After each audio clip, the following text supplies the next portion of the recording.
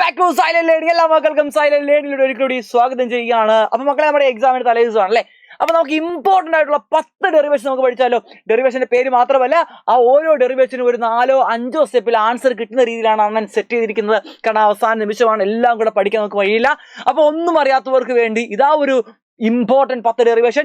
കഴിഞ്ഞ ക്രിസ്മസ് എക്സാമിന് 23 മാർക്കിനാണ് നമ്മൾ ഒരു ഡെറിവേഷൻ ചോദിച്ചത്. നമുക്ക് നേരെ എന്ത് ചെയ്യാം, ഡെറിവേഷനോട് കിടക്കാം. അതിന് മുന്നോടിയായിട്ട് മാക്സിമം നിങ്ങൾ ഈ വീഡിയോ എന്ത് ചെയ്യുക, എല്ലാ കൂട്ടുകാരോട്ടും എന്ത് ചെയ്യുക, എത്തിച്ചു കൊടുക്കുക. മാത്രമല്ല കമന്റ് ചെയ്യാനും ലൈക്ക് ചെയ്യാനും മറക്കരുത്. എങ്കിൽ മാത്രമേ നമുക്ക് ഇതേപോലുള്ള വീഡിയോ ഇടാനുള്ള ആവേശം വരത്തുള്ളൂ. റെഡി, തുടങ്ങിയാലോ? Ready, come on. നമ്മുടെ ആദ്യത്തെ നമ്മുടെ ചാപ്റ്ററായ ഇലക്ട്രിക് ചാർജ് ആൻഡ് ഫീൽഡിലെ അടിപൊളി ഒരു ഡെറിവേഷൻ ആണ്. ഒരു സ്പെറിക്കൽ സെൽ പ്രൊഡ്യൂസ് ചെയ്യുന്ന ഇലക്ട്രിക് ഫീൽഡ് ഇന്റൻസിറ്റി വളരെ കുറഞ്ഞ സ്റ്റെപ്പിലാണ് നമ്മൾ എഴുതി വെച്ചിരിക്കുന്നത്. ഈ ഫിഗർ എല്ലാ മക്കളും എന്ത് ചെയ്യണം, പഠിച്ചു വെക്കേണ്ടതാണ്. ഇനി നമുക്കറിയാം ഗോസസ് തിയറം, സർഫസിന് E dot is equal 1/ε0 into എന്താണ്, ക്യൂ. ഇനി എന്താ പരിപാടി, നമുക്കറിയാം ഇന്റഗ്രൽ ഡി എസ് എന്ന് പറയുന്നത് 4πr² ആണ് ഈ ഗോസിയൻ സർഫസിന്റെ സർഫസ് ഏരിയ. ദെൻ ക്യൂ എന്ന് പറയുന്നത് ചാർജ് ആണ്. ചാർജ് എന്ന് പറയുന്നത് സിഗ്മ ഇൻറ്റു എന്താണ് മക്കളെ, എ ആണ്. സിഗ്മ ഇൻറ്റു ഏരിയ 4πr², ഈ സർഫസിന്റെ ഏരിയ. ദെൻ ഇത് രണ്ടും കൂടി ഇക്വേറ്റ് ചെയ്യുക, വെട്ടിക്കളയാൻ പറ്റുന്നവരൊക്കെ വെട്ടിക്കളയുക.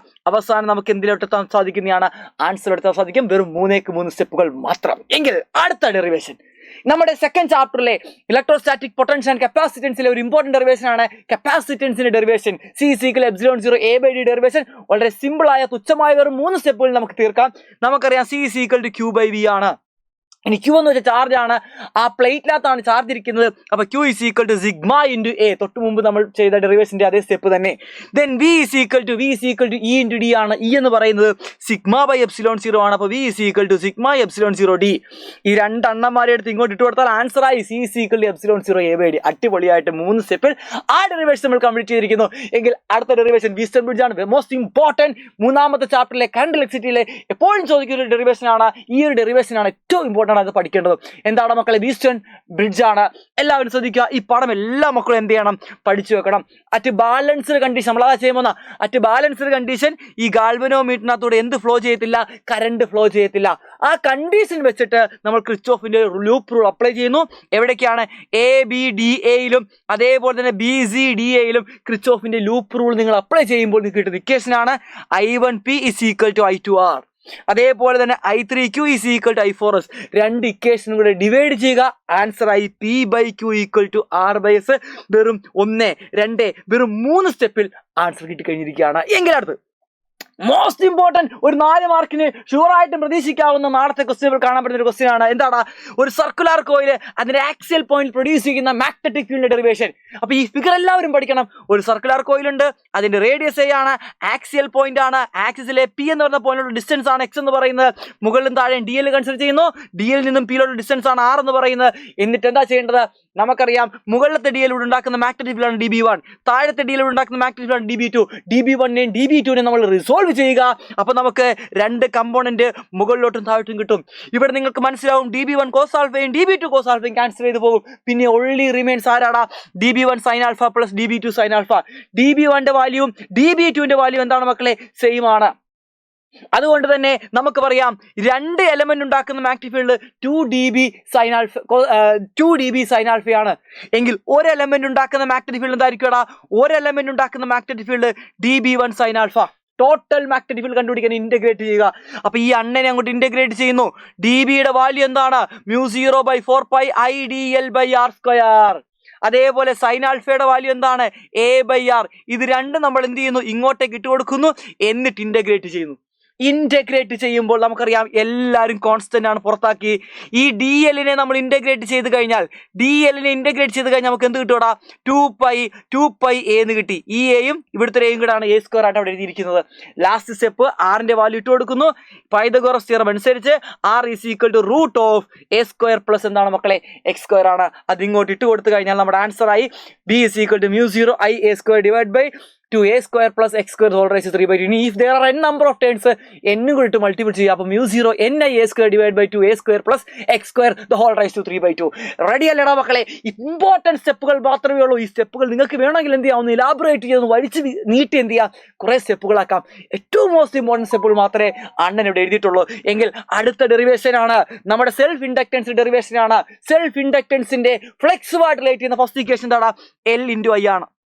ഇനി നമുക്കറിയാം ഫ്ലെക്സ് ഇൻഡിക്കേഷൻ ആണ് NBA cos θ ആണ്. തീറ്റ എന്ന് പറയുന്നത് 0 ഡിഗ്രി ആണ്. A എന്ന് പറയുന്നത് ഏരിയ ആണ്. B എന്ന് പറയുന്നത് സോളിനോട് പ്രൊഡ്യൂസ് ചെയ്ത മാഗ്നറ്റിക് ഫീൽഡ് μ0 ആണ്. N എന്ന് വെച്ചാൽ നമ്പർ ഓഫ് ടേൺസ് ആണ്. Number of turns per unit length into length ആണ് നമ്പർ ഓഫ് ടേൺസ് എന്ന് പറയുന്നത്. അപ്പോൾ N വരെ NL കൊടുത്തു, Bക്ക് വരെ μ0 NA, A അതേപോലെ ഇട്ടു. cos θയുടെ വാല്യൂ 1 ആണ് എങ്കിൽ ഇത് രണ്ടും കൂടി ഇക്വേറ്റ് ചെയ്താൽ ഐയും വെട്ടിക്കളഞ്ഞ് എന്ത് കിട്ടും മക്കളെ? μ0 n² AL എന്ന് കിട്ടി. അടിപൊളി ക്ലിഞ്ചോസ്കി ആയിട്ടുള്ള ഡെറിവേഷൻ. എങ്കിൽ ഒരു കമോൺ നമുക്ക് അടുത്ത ഡെറിവേഷനോട്ട് പോകാം. AC ജനറേറ്റർ ആണ്. എക്സാമിന് ചോദിക്കും AC ജനറേറ്ററിന്റെ വർക്കിംഗ് പ്രിൻസിപ്പിൾ ചോദിക്കും, AC ജനറേറ്ററിന്റെ ഡയഗ്രം ചോദിക്കും, AC ജനറേറ്ററിന്റെ മാത്തമാറ്റിക്കൽ എക്സ്പ്രഷൻ EMFന്റെ എക്സ്പ്രഷൻ ചോദിക്കും. അപ്പൊ കണ്ണുപൂട്ടി എഴുതുക. EMF is equal to n minus n into d∅dt ആണ്. ഫ്ലെക്സ് ഇൻഡിക്കേഷൻ BA cos ഒന്നെങ്കിൽ നിങ്ങൾക്ക് ഇവിടെ തന്നെ ഇടാം, അല്ല ഇവിടെ തന്നെ ഇടാം, അത് നിങ്ങളുടെ ഇഷ്ടമാണ്.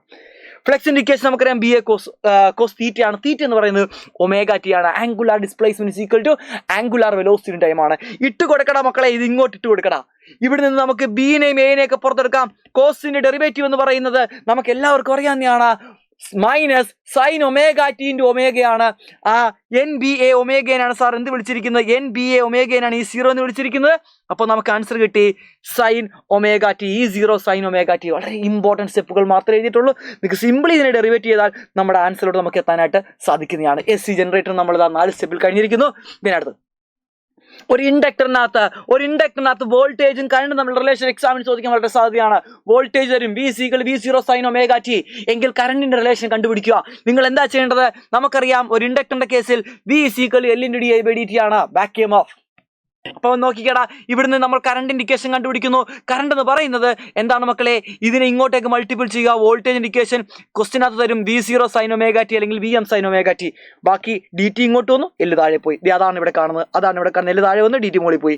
രണ്ട് സൈഡ് ഇൻറ്റഗ്രേറ്റ് ചെയ്യുക. ബോത്ത് സൈഡ് ഇൻറ്റഗ്രേറ്റ് ചെയ്യുമ്പോൾ കോൺസ്റ്റന്റ് ആയ VM/L പുറത്താക്കി സൈനിന്റെ ഇൻറ്റഗ്രേഷൻ നമ്മൾ ചെയ്യുമ്പോൾ നമുക്ക് കിട്ടുന്നത് മൈനസ് കോസ് ω t ആണ്. മൈനസ് കോസ് ω tയുടെ ട്രിഗണോമെട്രിക് വാല്യൂ എന്ന് പറയുന്നത് സൈൻ ω t മൈനസ് π/2 ആണ്. പരിപാടി കഴിഞ്ഞു. ഇത്ര എഴുതിയാൽ ആൻസറായി. സെറ്റല്ലടാ. എങ്കിൽ വാടാ, ഏറ്റവും ഇമ്പോർട്ടന്റ് ആയ ചാപ്റ്റർ ആണ് റേ ഓപ്റ്റിക്സ്. 2 ഡെറിവേഷനാണ് ഇവിടെ ചോദിക്കാൻ സാധ്യതയുള്ളത്. അതിൽ ഒന്നാമത്തെ ഡെറിവേഷൻ ആണ് നമ്മുടെ ലെൻസ് മേക്കേഴ്സ് ഫോർമുല എന്ന് പറയുന്നത്. സിമ്പിൾ ആയിട്ട് അപ്ലൈ ചെയ്യാം. ഈ ഒരു ഫിഗർ എല്ലാവരും പഠിച്ചു വെക്കുക. ഇതാണ് ഒന്നാമത്തെ കർവേച്ചർ, ഇതാണ് രണ്ടാമത്തെ കർവേച്ചർ. ഒന്നാമത്തെ കർവേച്ചറിന്റെ ഒബ്ജക്റ്റ് ഇതാണ്. ഒന്നാമത്തെ കർവേച്ചറിന്റെ ഇമേജ് I' ആണ്. രണ്ടാമത്തെ കർവേച്ചറിന്റെ ഒബ്ജക്റ്റ് ആക്ട് ചെയ്യുന്നത് ഒന്നാമത്തെ കർവേച്ചറിന്റെ ഇമേജ് ആണ്. രണ്ടാമത്തെ കർവേച്ചറിന്റെ ഇമേജ് എന്ന് പറയുന്നത് ഈ I ആണ്. എന്നിട്ട് കർവ്ഡ് സർഫസ് ഫോർമുല അന്തസ്സായിട്ട് അപ്പോൾ എന്താണ് curved surface formula? N2/V - N1/U = N2 - N1 / R ആണ്. അപ്പോൾ ഒന്നാമത്തെ കർവ്ഡ് സർഫസ് ഫോർമുല നമ്മൾ അപ്ലൈ ചെയ്തു. ഒന്നാമത്തെ കർവേച്ചറിനകത്ത് അവിടുത്തെ ഇമേജ് എന്ന് പറയുന്നത് V' ആണ്. അവിടുത്തെ ഒബ്ജക്റ്റ് എന്ന് പറയുന്നത് U ആണ്. സെക്കൻഡ് മീഡിയം N2 ആണ്. ഫസ്റ്റ് മീഡിയം N1 ആണ്. അപ്പോൾ ഫസ്റ്റ് കർവേച്ചർ R1 ആയതുകൊണ്ട് നമ്മുടെ ഒന്നാമത്തെ കർവ്ഡ് സർഫസ് ഫോർമുല നമ്മൾ അന്തസ്സായിട്ട് എഴുതി വെച്ചിരിക്കുന്നു. Second curved surface formula second കർവേച്ചറിനകത്ത് നമ്മളുടെ ഇമേജ് എന്ന് പറയുന്നത് V ആണ്. ഒബ്ജക്റ്റ് എന്ന് പറയുന്നത് V' ആണ്. N2 എന്ന് പറഞ്ഞ N1 ആണ്. N1 എന്ന് പറഞ്ഞ N2 ആണ്. ഇട്ട് കൊടുക്കുക. 2 ഇക്വേഷൻ കൂടെ കൂട്ടിക്കഴിഞ്ഞാൽ ആൻസർ ആയി. 2 ഇക്വേഷൻ കൂടെ കൂട്ടുക. കൂട്ടിക്കഴിഞ്ഞ് ഒന്ന് അഡ്ജസ്റ്റ് ഒക്കെ ചെയ്യണം. അപ്പൊ നമുക്ക് എന്ത് കിട്ടും? 1/V - 1/U = N2 - N1 × 1/R1 - 1/R2 എന്ന് കിട്ടും. അന്തസ്സായിട്ട് ഡെറിവേഷൻ വെറും 4 സ്റ്റെപ്പിൽ ആ കർവ്ഡ് സർഫസ് നമുക്ക് തീർക്കാൻ സാധിക്കും. ഞാൻ പറഞ്ഞല്ലോ, എക്സാമിന് പോകുമ്പോൾ ഒന്നും കൂടെ വലിച്ചു നീട്ടി നിങ്ങൾ എന്ത് ചെയ്യുക? എഴുതാനായിട്ട് ശ്രമിക്കുക. ഇമ്പോർട്ടൻറ്റ് പോയിന്റുകൾ മാത്രമാണ് ഇവിടെ ഞാൻ തന്നിരിക്കുന്നത്. എങ്കിൽ കമോൺ, നമുക്ക് സെക്കൻഡ് ലാസ്റ്റ് ഡെറിവേഷനോട്ട് കിടക്കാം. പ്രിസത്തിന്റെ ഫോർമുല ഞാൻ നിങ്ങളോട് പറഞ്ഞിട്ടുണ്ട്. പ്രിസം ഫോർമുല അപ്ലൈ ചെയ്യുമ്പോൾ ആദ്യം നമുക്ക് Snell's law sin I/sin R = N ആണ്. ഇവിടെ നമ്മൾ എന്താ ചെയ്യുന്നത്? ഒരു കോട്ടിലാട്ടിലും അതേപോലെ ട്രയാങ്കിളും കൺസിഡർ ചെയ്യും. ഈ കോട്ടിലാട്ടിലും അതേപോലെ ട്രയാങ്കിൾ നമുക്ക് വ്യക്തമായി പറയാൻ പറ്റും R1 + R2 ആംഗിൾ A ആണ്. ഇനി താഴത്തെ QMR എന്ന് പറഞ്ഞ ട്രയാങ്കിളിൽ നിന്ന് എക്സ്റ്റീരിയർ ആംഗിൾ പ്രോപ്പർട്ടി വെച്ച് നമുക്ക് പറയാൻ സാധിക്കും I1 + I2 എന്ന് പറയുന്നത് ആംഗിൾ A + ഡെൽ ആണ്. ഇനി മിനിമം ഡീവിയേഷന്റെ കണ്ടീഷനിൽ ഡെൽ D ആയിരിക്കും. I1 I2 നമുക്ക് I എന്ന് വിളിക്കാം. R1 R2 നമുക്ക് R എന്ന് വിളിക്കാം. അങ്ങനെ നമുക്ക് R1 R2 ഇക്വേഷൻ കിട്ടി. Rന്റെ ഇക്വേഷൻ കിട്ടും. അതേപോലെ Iയുടെ ഇക്വേഷൻ കിട്ടും. R = angle A/2. I = angle AD + angle A + D/2 എന്ന് കിട്ടി. ഈ I മാറും. ഇങ്ങോട്ട് ഇട്ട് കൊടുത്തു കഴിഞ്ഞാൽ നമ്മളുടെ എന്ത് കഴിഞ്ഞിരിക്കുന്നു? പ്രിസം ഫോർമുല അന്തസ്സായിട്ട് ഡെറൈവ് ചെയ്തിരിക്കുകയാണ്. ലാസ്റ്റ് ആൻഡ് ഫൈനൽ എന്താണ്? നമ്മുടെ വേ ഒപ്റ്റിക്സിനകത്തെ ഇമ്പോർട്ടൻറ്റ് ഡെറിവേഷൻ. ഒന്നെങ്കിൽ റിഫ്ലക്ഷനോ അല്ലെങ്കിൽ റിഫ്രാക്ഷനോ ചോദിക്കാം. ഇപ്പോൾ തൽക്കാലം ഞാൻ റിഫ്രാക്ഷൻ വന്നിരിക്കുന്നത്. എല്ലാവരും ഒന്ന് പഠിച്ചു വെക്കുക. ഒന്നുമില്ല, നമ്മുടെ പ്ലെയിൻ വേവ് ഫ്രണ്ട് വരുന്നു, ഇങ്ങോട്ട് പോയി ഇൻസിഡന്റ് ചെയ്യുന്നു, ഇവിടെ റിഫ്രാക്ഷൻ സംഭവിക്കുന്നു. ഈ ദൂരം എന്ന് പറയുന്നത് V1t ആണ്. ഈ ദൂരം എന്ന് പറയുന്നത് V2t ആണ്. ഇനി നിങ്ങൾ എന്ത് ചെയ്യുക? സൈനയും സൈനാറും കണ്ടുപിടിക്കുക. ഈ ട്രയാങ്കിൾ സൈനയും കണ്ടുപിടിച്ചാൽ V1T എന്താണ് മക്കളെ? AC ആണ്. ഈ ട്രയാങ്കിൾ സൈനാർ കണ്ടുപിടിച്ചാൽ നമുക്ക് പറയാൻ പറ്റും V2T എന്താണ്? AC ആണ്. രണ്ടും കൂടി ഡിവൈഡ് ചെയ്ത് കഴിഞ്ഞാൽ sin I sin R is equal to V1/V2. V1/V2 നമുക്ക് എല്ലാവർക്കും അറിയാവുന്നതാണ്, N2/N1 ആണ്. അപ്പോൾ നമുക്ക് ആൻസർ കിട്ടി, sin I sin R is equal to N2/N1. അപ്പോൾ എല്ലാ മക്കൾക്കും ഇത് മനസ്സിലായി വിശ്വസിക്കുന്നു. ഇമ്പോർട്ടൻ്റ് ആയിട്ടുള്ള സ്റ്റെപ്പുകൾ മാത്രമേ ഉള്ളൂ.